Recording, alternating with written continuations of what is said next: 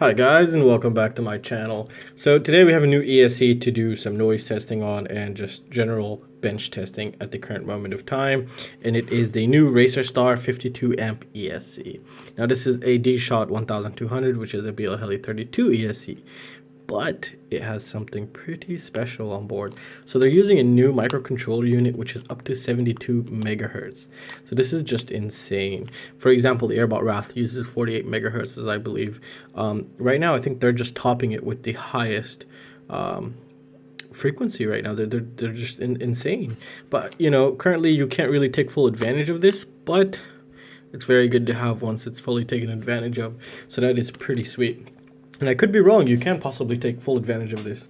Maybe on the F7 flight controllers, I don't know yet, but I'm sure F4 flight controllers will be able to handle this just fine. So let's get it open, and let's check over the specifications, and then we'll do the noise testing. Alright, so he's open. He doesn't come with anything. This is how it comes, just right out of the box. And there's something super sweet that I just noticed.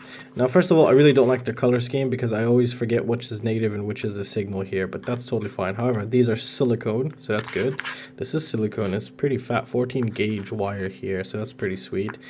And check this little wire out. Now, what is this? You might say 5 volt. Nope, this is the telemetry wire, which is super awesome. So telemetry, if you just set it up on RX1 or any flight controller that running F4 flight controllers, and you get basically ESC telemetry right out of the box.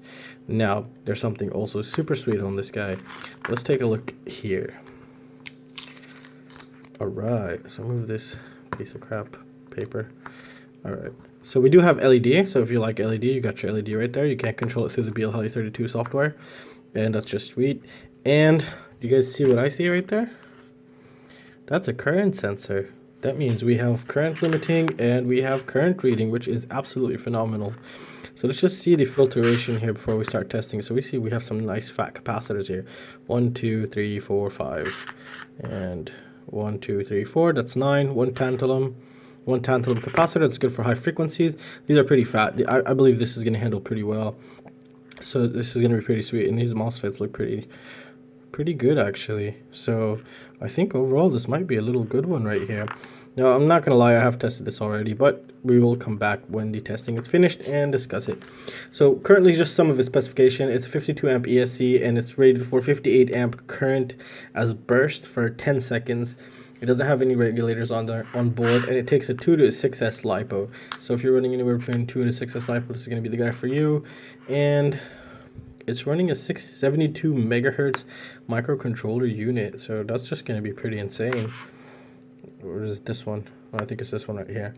So it's going to be pretty insane. So yeah, let's take its dimensions and just quickly put it on the bench and take it from there. So all right.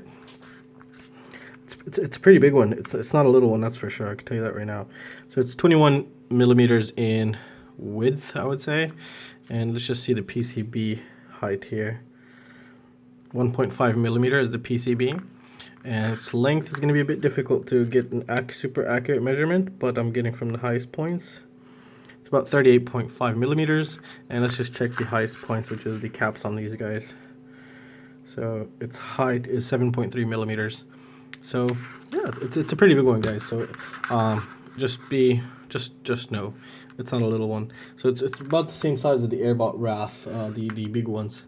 I forget what they're called, the plus size. So it's a pretty big one, pretty fat one. So hopefully this should handle its noise very well, as I believe. So we're just gonna quickly get the scale, weigh it, and then take it from there. All right, and let's zero this guy out. Perfect. 18 grams, so let's just double check this. Yeah, it's 18 grams. It's 18 grams solid in that area.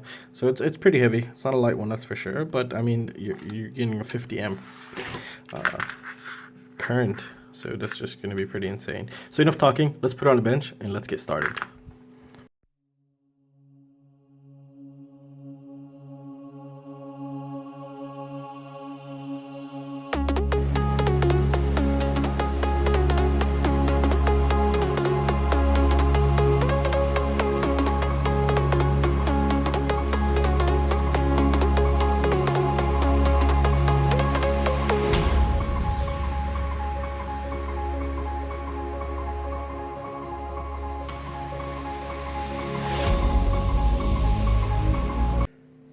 All right, guys. So how did this one do? I mean, I've never seen a better result.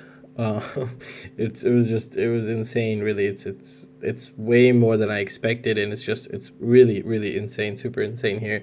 The voltage spike was 17.6 volts, and the voltage drop was 15 volts, which is absolutely nothing. So it's just like a 1 volt up and 1 volt down.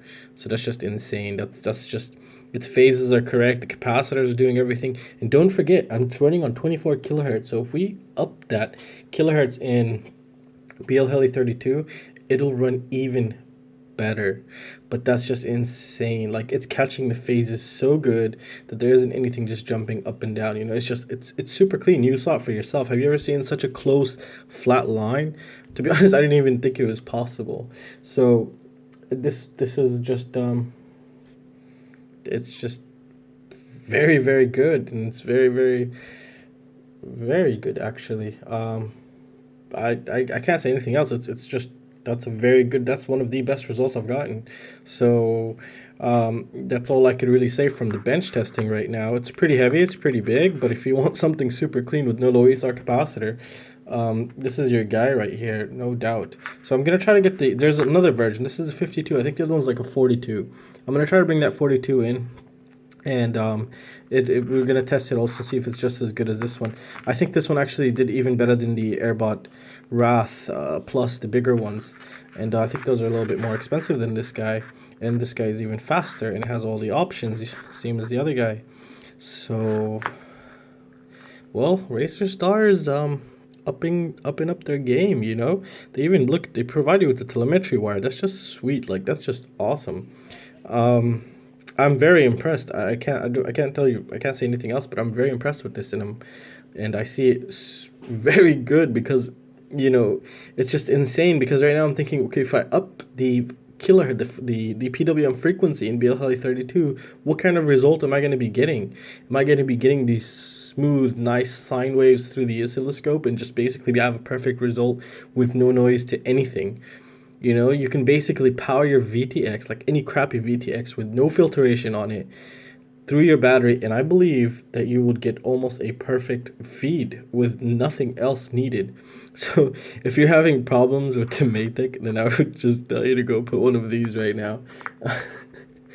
But there's something to be learned from this, I think, because as I have noticed, the faster the microcontroller unit is on the ESC, the better it actually runs with less noise, because I believe it's catching the phases correctly, thus not basically corrupting the phase and having nowhere for the amp and current to go, thus it going back into the system or the battery or the PDB or the flight controller.